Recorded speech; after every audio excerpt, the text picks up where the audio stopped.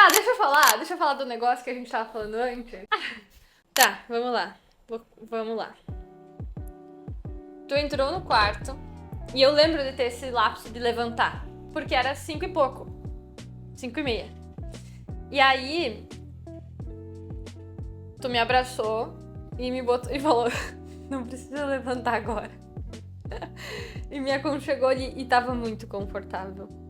Só que eu já tava consciente, tipo, é o meu horário de acordar. Então quando aconteceu isso, eu tava tipo, eu tô acordada, sabe?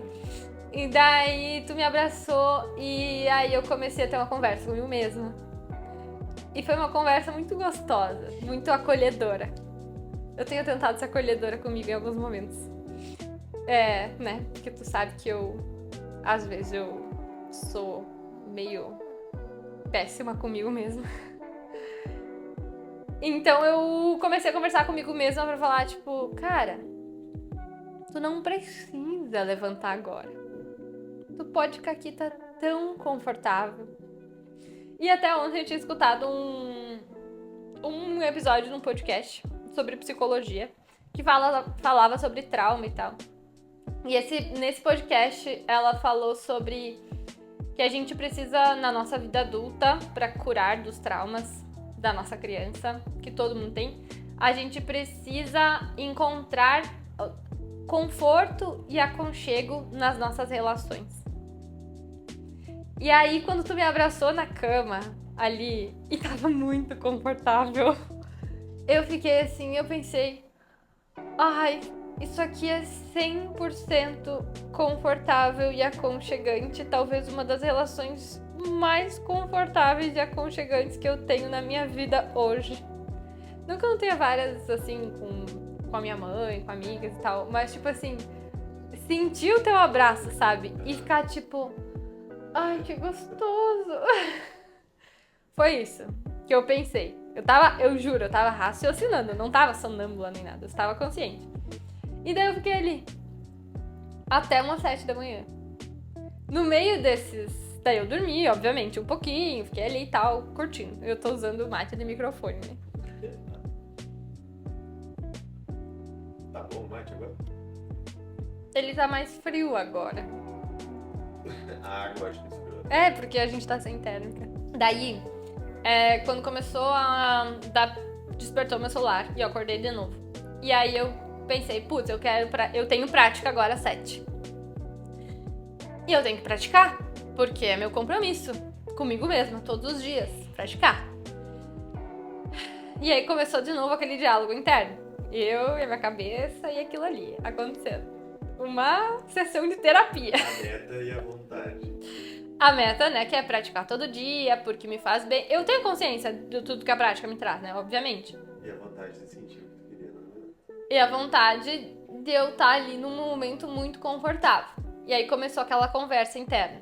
Do tipo, a prática vai me fazer bem. Eu sei, porque eu nunca me arrependo de ir pro meu tapetinho. Mas esse momento aqui, ele tá me nutrindo. Como se eu sentisse assim... Eu realmente sentia um calorzinho no coração. E aquele calorzinho no coração me dava muito... Nossa, quando eu saí da cama eu tava pronta, assim, sabe? E aí esse diálogo interno começou a acontecer. A diferença de eu seguir o meu querer e a diferença de eu ter uma disciplina de fazer o que me faz bem. Só que esse querer também é me fazer bem. Aí, obviamente, a minha escolha foi, eu vou ficar aqui na cama mais um pouco e tal. Quando deu 7 e pouco, eu comecei a ter outros pensamentos, pensar no dia, pensar o quê. E daí eu falei, tá, agora eu tô muito online, eu preciso sair daqui. Daí eu ainda falei, amor, eu preciso levantar. E aí tu, tá, beleza. E eu levantei, saí, daí eu fiz minha meditação, escrevi, lavei a louça, escrevi e segui meu dia. E foi muito bom. Foi quase como se eu tivesse feito uma prática de yoga de 1 hora, enfim. E aí eu fiquei pensando sobre esse querer, que é tem diferença, e aí que entra o nosso raciocínio. Como que eu sei diferenciar um querer, que é um querer tipo... ai, que vontade de comer um doce. Isso eu quero. Isso eu quero e é um querer. Ou essa vontade que foi tipo, ah, eu quero ficar aqui na cama porque isso aqui vai me fazer bem, mas não é um me fazer bem de uma preguiça de algo que eu faço todo dia e aí eu nunca pratico porque isso aqui tá, sabe? Que tem É porque tava o clima, assim, friozinho e tal, de manhã. Sim, mas tipo, com esse olhar parece que é uma preguiça. Ah, entendi o ponto da tua preguiça. Eu tava pensando em, tipo, preguiça de fazer o que sempre faz. Mas, não, acho que é sobre... É onde... Não, tu sempre faz, todo dia, né? Pode um dia não fazer. Sim, mas é onde mora o ponto de eu entender o que me faz bem nesse dia, seguindo 100% o meu querer. Sim, o que te faz bem todo dia é praticar, mas nesse dia era ficar de curtindo. Então, isso, mas tipo, seguindo 100% do meu querer, e esse querer me orienta todos os dias a fazer algo pelo meu bem-estar. Só que quando eu sei que esse querer é pelo meu bem-estar, e quando eu sei que esse querer é por uma vontade, uma gana, entendeu? Tipo, por exemplo, o querer de comer uma torta. Por exemplo, no meu caso com a situação do intestino, eu vou ficar mal. Tipo, eu vou inchar. Às vezes fala, não, isso é da coisa da tua cabeça. Não, acontece. Então eu vou ficar mal, eu vou ficar inchada, eu vou ficar com dor, vou ficar com cólica, enfim. E eu tenho esse querer. E daí eu posso me enganar com esse querer falando, mas às vezes tá tudo bem fazer isso. Às vezes, não sei o quê. Sim, tu tá sabotando. Isso é uma sabotagem. Quando que eu sei diferenciar um querer de sabotagem e um querer pelo bem? Tipo, é esse querer que é uma... E esse querer que é um... Sabe? Entendeu? Entendi. Mas é além, né? Tipo... É longe. Não, tipo... É realmente um assunto... É difícil definir, né? A distinção da... Existe... eu acho que é isso, assim. Tem que existir um diálogo interno. Quando eu falo isso, tipo... É difícil achar uma palavra que define essa distinção, sabe? Não sei. Talvez, tipo, uma coisa é... Sabe? Tipo, a vontade pra fazer o bem pra si mesmo, né? E a vontade da gana, da gula. Tava pensando agora algo que talvez funcione pra mim às vezes. Tipo assim, às vezes eu tenho gana de comer algo doce. Sei lá, eu vi o Instagram do 145. Eu vi o Instagram do 145 e eles postaram uma torta. E aí eu fico assim, nossa, eu quero muito ir lá comer essa torta, porque eu quero ir lá comer essa torta, porque eu quero ir lá comer essa torta, não sei o quê. E aí eu comecei a fazer isso. Eu já fiz isso umas 2 vezes e funcionou. Que é, eu não vou definir daqui eu vou comer a torta. Eu vou lá. E quando eu chegar lá, eu decido se eu vou comer ou não. Daí eu chego lá e eu peço um café. E eu sento num lugarzinho e tomo o café. E enquanto eu tomo café, eu sinto se a minha vontade era de comer a torta, então eu peço a torta, ou se era só de, tipo, sentar lá um pouco pra pegar novos ares. É, porque às vezes é só sobre sair um pouco de casa. Exato. Às vezes é só, tipo, tu ter essa experiência de ir até um local. Tipo, aquilo que te nutre não é necessariamente a torta, mas é ir lá. A vontade que a gente teve ontem, né? A gente poderia muito bem ter pego um delivery em casa. Isso. Né? A gente chegou tarde e tal. A gente resolveu, não, vamos lá. Vamos lá. Porque a nossa vontade era muito mais sobre a experiência de algo diferente do que comer o negócio. Exato. E aí eu acho que mora uma investigação do que aconteceu hoje de manhã comigo. Tipo, Talvez seja essa definição. Tipo, comigo, por exemplo, quando eu tô num lugar de consciente que eu entrei, de tipo, ai, que gostoso que tá aqui. Tipo, que gostoso esse momento, esse abraço, isso. E aí eu ainda raciocinei, eu falei, nossa, isso aqui é um momento de nutrição, é uma relação segura, é uma cura. É medicinal, é literalmente medicinal. Então esse momento deixou de ser uma preguiça. Sim. E passou a ser um momento de autonutrição. Eu acho que essas são as diferenças de querer. Só que Às vezes a gente faz um pecadinho. Só que quando esse momento se torna algo que... Se eu saísse da cama mal, com a cabeça acelerada, putz, atrasada, isso, aquilo, aquele turbilhão, não seria um momento saudável pra mim. Então eu acho que esse querer... Pode ser a diferença entre tomar a decisão com consciência ou com menos consciência. Exatamente, esse querer que a gente sente... Esse querer que a gente sente, ele tem que passar por uma conversa sincera com nós mesmos, pra saber se essa escolha que eu tô tomando é uma escolha que tá me nutrindo mesmo ou não. Pensar 2 vezes. Pensar 2 vezes. Pensar 2 vezes. E tipo, às vezes a gente... Não, e pensar 2 vezes como se realmente, olha eu aqui, 2 Camilinha... Coloca em 2 perspectivas, assim, né? Tipo, o que vai acontecer, qual vai ser a consequência da ação. Porque eu não sei se isso acontece contigo, mas às vezes comigo acontece. Que eu até tô pensando 2 vezes, mas esse pensamento duplo, ele é um pensamento com culpa, com pressão, com... Eu poderia ter ficado na cama e pensando assim... Ai, mas eu me comprometi de praticar e não tô indo. E aí... Ai... E mais um dia eu falhei, sabe? Mas aí também vai, né, da sua experience com psicológico.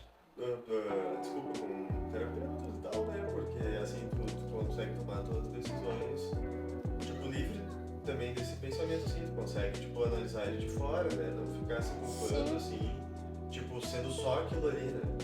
E isso é um treino, né? Isso é um treino, tipo... não, exatamente. Tu consegue, tipo, tem que sair enxergar essa perspectiva sobre uma outra perspectiva acima, né? E aí tu olha pra isso e vê, tipo, tô passando por... tô sentindo isso, tô me sentindo culpado, tô me sentindo... tô ansiosa porque eu tô ficando aqui e tal, e daí tomar uma decisão sobre isso. Mas a partir do momento que tu sobe e olha...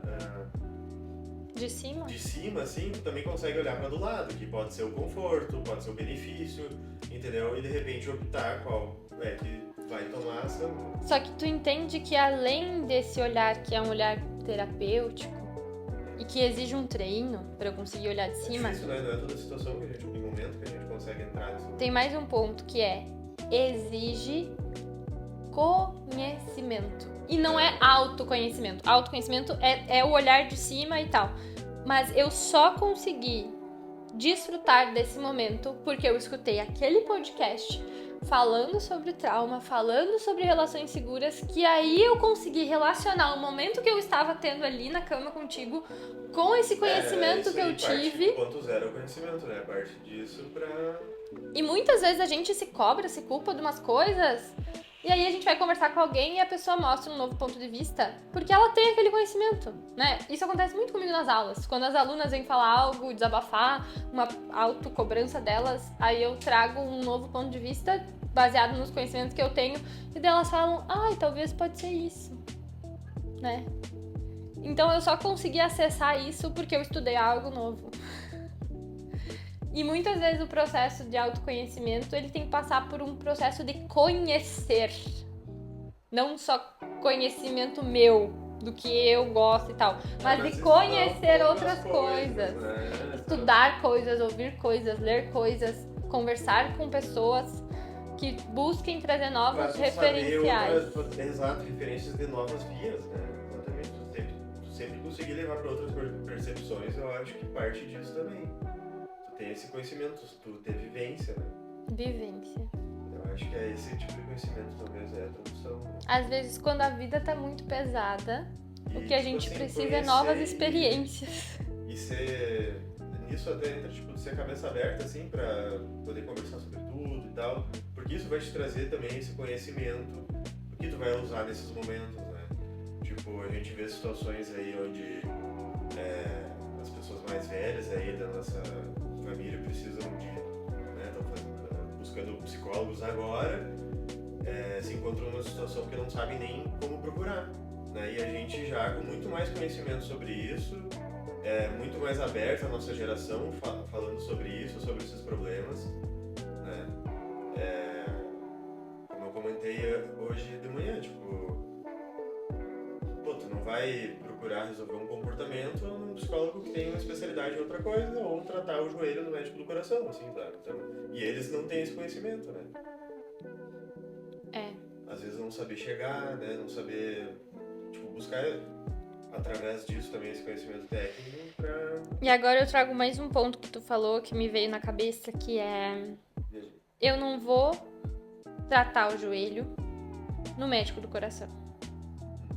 Faz sentido. É isso aí. Não tem como. E que bom que a medicina tem essas especialidades, porque, pô, um médico saber sobre coração, saber sobre menisco, saber sobre não sei o que, é muita coisa, né? Então, eu não vou tratar o joelho no médico do coração. Mas eu preciso buscar na minha vida movimentos, entendimentos, conhecimentos. Eu acho que isso é o nosso papel como ser humano e como ser responsável pela nossa própria vida, que é, beleza, tem algo lá no joelho que eu vou ter que consultar com o médico do joelho, é a especialidade dele. Mas o que desse joelho tem a ver com o meu coração? Porque a gente é muito acostumado também a separar, assim como a medicina separou as partes para ser mais fácil de tratar. Só que nós, no lugar de ser humano, temos que ter a certeza que é tudo junto. Então, se o meu joelho dói, eu não vou lá falar pro doutor: ai, doutor, é que esse joelho dói porque semana passada eu passei por uma humilhação da minha família e aí meu joelho começou a doer. O médico vai falar: tá maluca? Tá louca? Não é responsabilidade dele saber isso, sabe? Se ele souber, que legal. Mas não é responsabilidade dele saber isso. Mas que eu consiga entender que isso aqui dói também porque eu passei por uma situação desafiadora. E quando eu integro isso, o joelho para de doer e a situação fica mais fácil de entender. Conhecimento. E isso cabe a gente encontrar para transformar o nosso momento, que poderia ser um momento de autocobrança, num momento leve. Para transformar algo que dói em algo que nutre. Acho que é isso, né? 12h24, a gente tinha que almoçar. Já foi pra... Eu perdi antes.